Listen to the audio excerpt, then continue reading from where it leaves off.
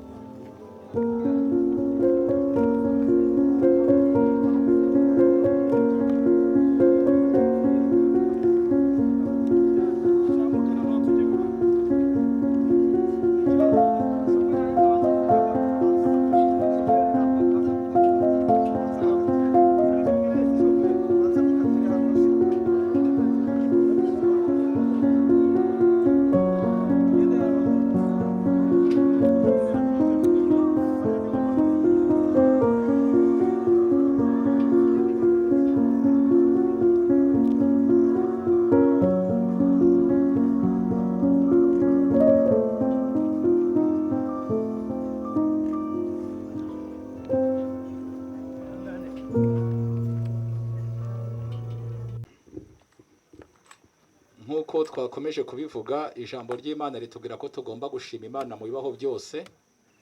Rero dushimye Imana ko iduhaye kuba hano hantu, ntabwo twari twarabiteganije, ariko Imana yo nyiribihe yari yarabiteguye.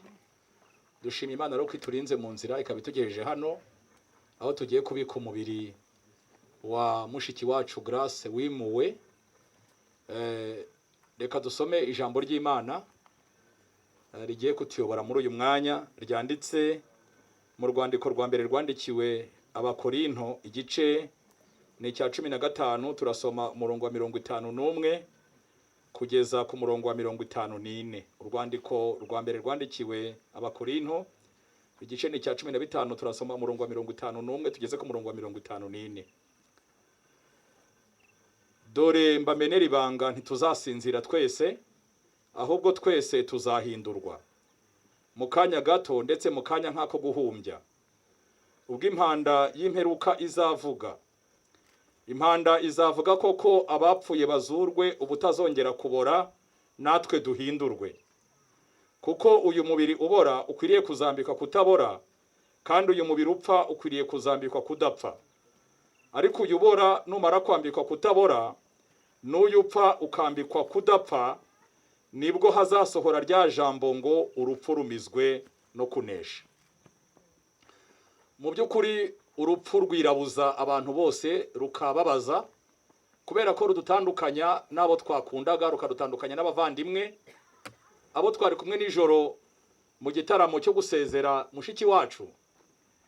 Nababwiye ko urupfu Bibiliya irugaragaza nk'igitwikirizo cy'ubwirabure kandi gitwikiriye amahanga yose, ntabwo ruvangura, yaba ari abami, yaba ari abaperezida, yaba ari abasirikare bakomeye n'aboroheje, yaba ari abapolisi bakomeye ndetse n'aboroheje, yaba ari abasenga n'abantu badasenga. Mu gihe turimo, urupfu ntabwo ruvangura, rwirabuza abantu bose, bakababara kubera ko rubageraho.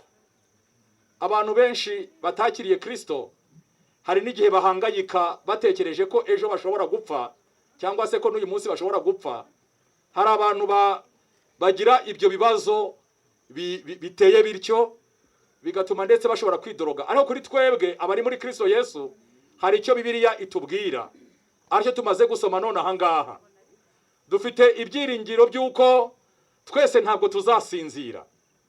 Hari abantu yego barimo gusinzira cyangwa se barimo gupfa, ariko impanda izavuga. Hari n'abandi bakiriho, bakirimo guhumeka, niko tumaze gusoma. Impanda nivuga rero, ntabwo abakiri mu mubiri aribo bazabanziriza kugenda abantu bapfuye, oya, ahubwo abantu basinziriye, abantu bapfuye, aba mushiki wacu yinjiyemo. Ijambo ry'Imana ritubwiye ko aribo bazabanza kuzuka, hanyuma natwe abazaba bakiriho ngo duhindurwe ubwo impanda izavuga. Ijambo ry'Imana riratubwiye ngo iyi mibiri ibora izambikwa kutabora, iyi mibiri irwara izambikwa kutarwara, iyi mibiri ibabara izambikwa kutababara, iyi mibiri isaza izambikwa kudasaza, iyi mibiri ipfa izambikwa kudapfa, iyi mibiri isonza izambikwa kudasonza, iyi mibiri ibora izambikwa kutabora.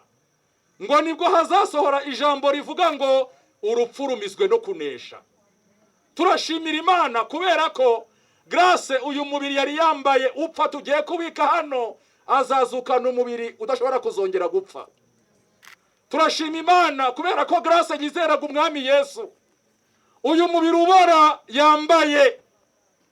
Turashimira Imana ko nazuka azazukana umubiri udashobora kongera kubora, azahabwa umubiri w'ubwiza, azahabwa umubiri w'icyubahiro. Kandi iryo jambo rireba abantu bose bakiriye Kristo, kubera ko muri Kristo hari ubuzima buhoraho kandi bw'iteka ryose.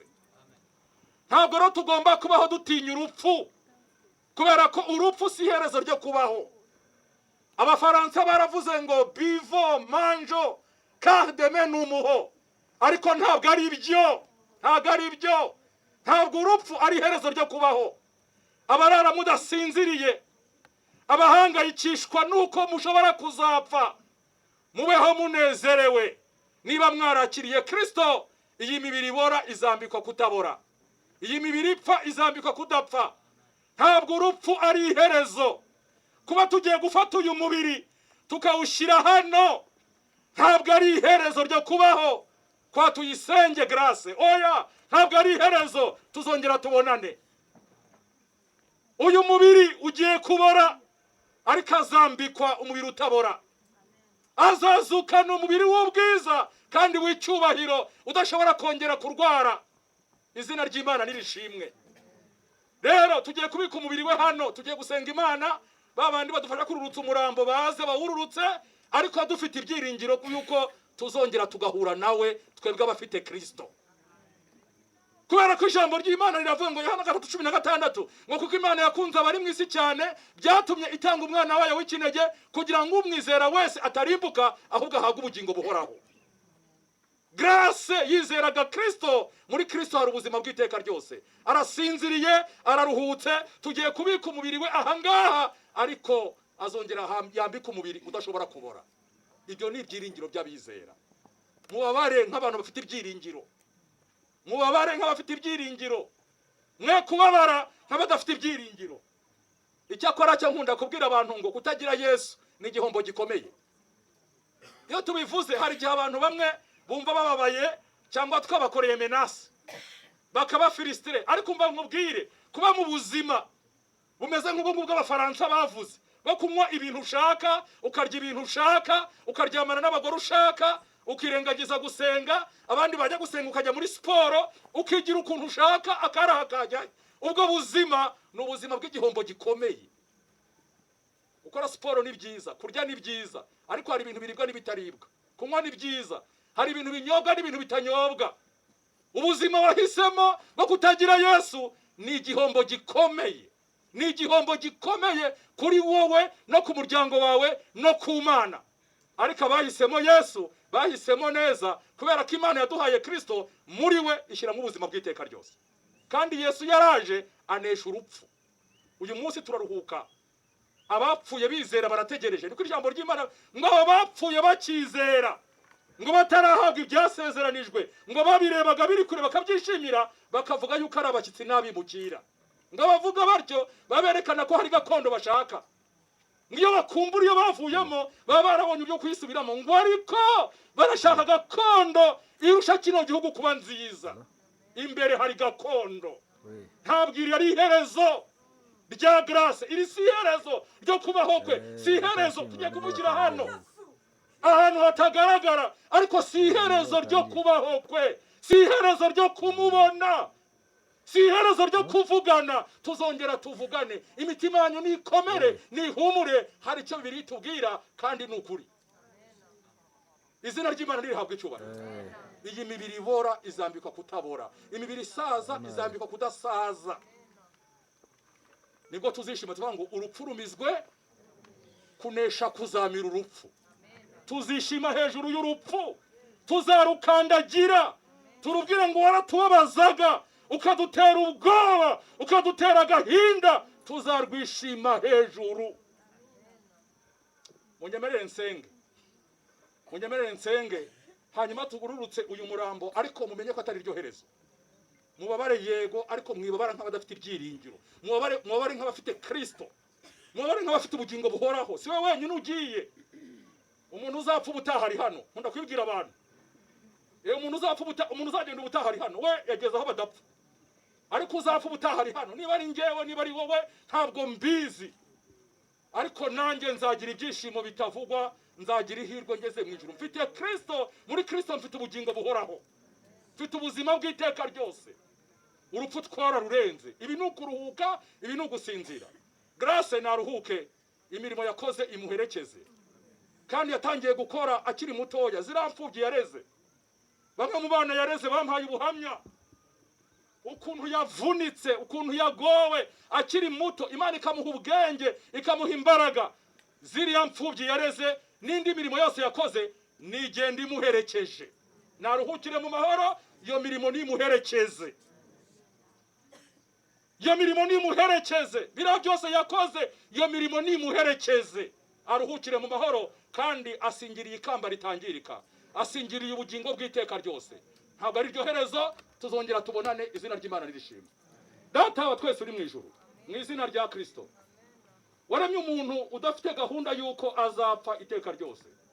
Ni nayo mpamvu urupfu rudutera ubwoba, rukatwihebesha, kubera ko umuntu yaremwe atagomba gupfa. Ariko muri Edeni Satani yazanye kutakumvira, ibyo bizana urupfu. Turagushimira yuko Imana itaturetse, watanze Yesu ava mu ijuru, yigira umuntu aza kuba mu isi, yishyiraho ibyaha byacu, arabambwa ku musaraba, arapfa kugira ngo yice urupfu. Turagushimira Kristo ko urupfu warumize bunguri. Turagushimira Kristo ko urupfu warwishe.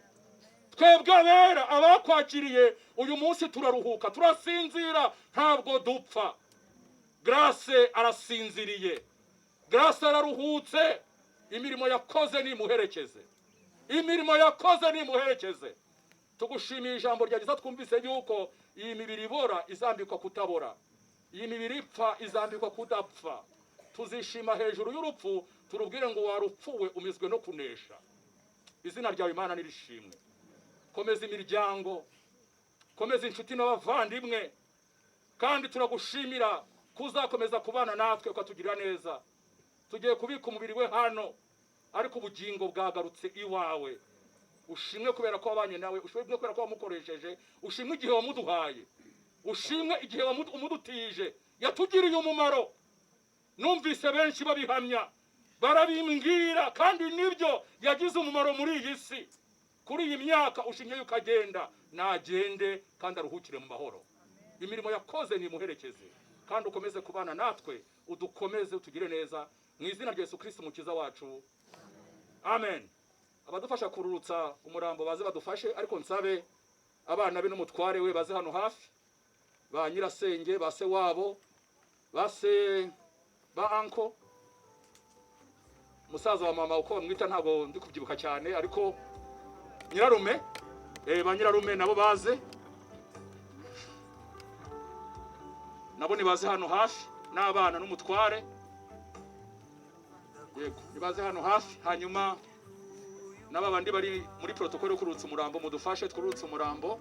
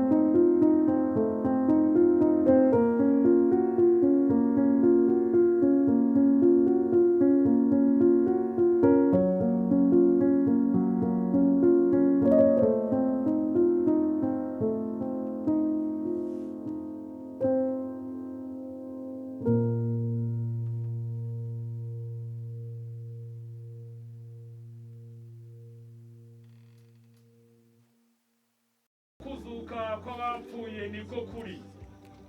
Umubiri ubibwa ari wo kubora, ukazazurwa ari wo kutazabora. Ubibwa ufite igisuzuguriro, ukazazurwa ufite ubwiza. Ubibwa utagira intege, ukazazurwa ufite imbaraga. Ubibwa ari umubiri wa kavukire, ukazazurwa ari umubiri w'umwuka. Mu gitaka niho umubiri waturutse, niho tuwusubije, naho ubugingo bwasubiye ku Mana yaburemye. Izina ry'Uwiteka nirihabwe icyubahiro. Amen. Mukomeze mukiraho.